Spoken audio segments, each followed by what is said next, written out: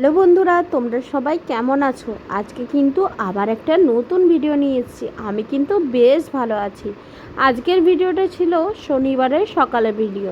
সেই দিন কিন্তু সন্ধ্যাবেলা যেহেতু বোন আসবে, সেই জন্য কিন্তু একটু রান্নার তাড়াই ছিল। আর ও তো কলকাতায় থাকে, সপ্তাহে একদিন বা দুদিন কিন্তু আসে, বা কোনো সপ্তাহে আসে না, তারপরের সপ্তাহে আসে। আজকে যেহেতু একটা সপ্তাহ বাদে আসছে, সেই জন্য কিন্তু সকালে এক ধাপ রান্না হবে, রাতেও এক ধাপ রান্না হবে। এদিকে আমি সকাল সকাল রেডি হয়ে গেছি, যেহেতু অদ্রিতের স্কুলে মিটিং আছে আর ওকে তো নিয়ে যাওয়া যাবে না, সেই জন্যে কিন্তু ওকে রেখেই দিয়ে যাচ্ছি মায়ের কাছে। মা এদিকে রান্না করছিল, অদ্রিতের মতনই রান্না করছিল। ওর কিন্তু খেলনা বাটি রান্নার জিনিস পেয়ে গেল, ও কিন্তু আর কাউকে চায় না, ও নিজের মতনই খেলা করে গেল। এদিকে আমিও স্নান টান করে নিয়েছিলাম। তারপরে অনেকটা কাজ যেহেতু হাতের মধ্যে ছিল, প্রথমেই গেলাম মাছ আনতে। মা বলল রাত্রেবেলায় তো অন্য কিছু রান্না হবে, সেই জন্য চল মাছটা নিয়ে আয়। তা মাছটা নিয়ে এলাম, মাছ এনে মায়ের হাতে দিয়ে দিলাম। আর আমি কিন্তু বাড়িতে ঢুকিনি, মাছটা এনেই মাকে সঙ্গে সঙ্গে দিয়ে বেরিয়ে পড়েছিলাম ওর স্কুলে যাব বলে। যেহেতু অনেকটাই লেট হয়ে গেছিলো স্নান করতে গিয়ে, সেই জন্য কিন্তু টোটো ধরে গেলাম।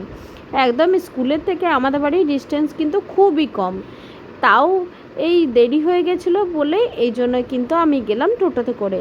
এসে দেখছি তখনও পর্যন্ত খেলে যাচ্ছে। সেখানে গিয়ে তার কোনো ভিডিও করিনি, আর সেখানে ভিডিও করা ঠিক হবে না বলেই আমার মনে হলো। তারপরে এসেও দেখছি খেলছে। ওই যে তোমাদেরকে বললাম, ও ছোটো থেকে একটা অভ্যাস যে ও কিন্তু বাড়ির মধ্যে সমান পরিমাণে খেলে যায়, ওর কিন্তু খেলনার জিনিসগুলো ভালো হতে হবে, সেই মতনই খেলে যাচ্ছিলো। এদিকে দেখছি আমাদের কিন্তু স্নান টান খাওয়া দাওয়া তো সম্পূর্ণ কমপ্লিট হয়ে গেছে, মানে টিফিন করা। তারপরে মায়ের রান্নাবান্নার ভিডিও বানাচ্ছিলাম। এদিকে মা তো একা হাতে অনেক কিছু রান্না করেছিল, বেগুন ভাজা করেছিল, পোস্ত করেছিল, মাছ করেছিল, ডাল করেছিল, এই সবগুলো রান্না করেছিল। যেহেতু আবার কিন্তু রাত্রেবেলাতে খিচুড়ি করবে, সেই জন্যে রান্নাটা সকালবেলায় এক ধাপ করে এগোনো হয়েছিল। আর বোন যেহেতু মাছ খেতে একদমই ভালোবাসে না, সেই জন্য মাছটা কিন্তু অল্প পরিমাণেই করা হয়েছিল। আর মাছের এই সরষে বাটার ঝোলটা আমার কিন্তু ভীষণ ভালো লাগে। আর অদ্রিতের জন্য মাছ ভাজা তো তুলে রাখতেই হবে। তারপরে কিন্তু ডালটাও যেহেতু দরকার, সেই জন্য ডালটাও করে নিয়েছিল। আজকে বললাম মাছের সর্ষে দিয়েই খাবো। আমরা কিন্তু মাছটা বেশিরভাগ ঝোল দিয়ে খাই, কিন্তু আজকে বললাম সর্ষে দিয়ে খাবো। তার জন্য মায়ের অনেকটা খাটনি হয়ে গেছে, অনেক কিছু রান্না করতে হয়েছে, সেই জন্য। তারপরে এসে ওকে স্নান টান করে ঘুম পাড়িয়ে দিয়েছিলাম খাওয়া দাওয়া করে। এদিকে বিকাল না হতে হতেই বোন দেখছি সেদিনে আমাদেরকে একদম সারপ্রাইজ দিয়ে দিয়েছে। ও একদম বিকালবেলায় চলে এসেছিলো, আর এদিকে খাবারও অনেক কিছু নিয়ে এসেছিলো, সেগুলো খাচ্ছিল। আমার তো খাওয়াও কমপ্লিট হয়ে গেছে, বোন তখনও খাচ্ছিল। আর ওর কাছে গিয়ে দেখো কত আদর খাচ্ছে। অনেক দিন পরে তো মিমিকে দেখেছে, তাই জন্য কিন্তু মিমির কাছে ভীষণ পরিমাণে আদর খাচ্ছিল। আর ওর মিমি তো ওকে ছেড়ে থাকতে মানে ভীষণ কষ্ট হয়, কিন্তু কি আর করবে বলো, কাজের জন্য তো থাকতেই হবে।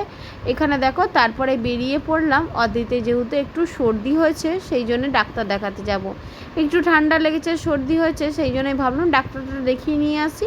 আর ওকে যেহেতু হোমিওপ্যাথি ডাক্তার দেখায়, সেই জন্য কিন্তু আমাদের বাড়ির সামনে আমি আর বাবা দুজন মিলে বেরোলাম। আর মায়ের সাথে খুব কমই ডাক্তারখানা যাওয়া হয়, যেহেতু বাবার সাথেই আমি অদ্রিতকে নিয়ে যাই, আর অদ্রিত বাবার সাথেই যেতে বেশি ভালোবাসে ডাক্তারখানা, সেই জন্যই গেলাম। তারপরেই যেতে যেতে দেখছি এখানে কত গরু রাস্তার মধ্যে বসেছিল, সেইগুলো দেখে অদ্রিত ভীষণ আনন্দ পাচ্ছিল। তারপরে বাড়িতে এসে আর সেইভাবে কিছুই ভিডিও করা হয়নি, যেহেতু বাড়িতে আস্তে আস্তে 9টা বেজে গেছে।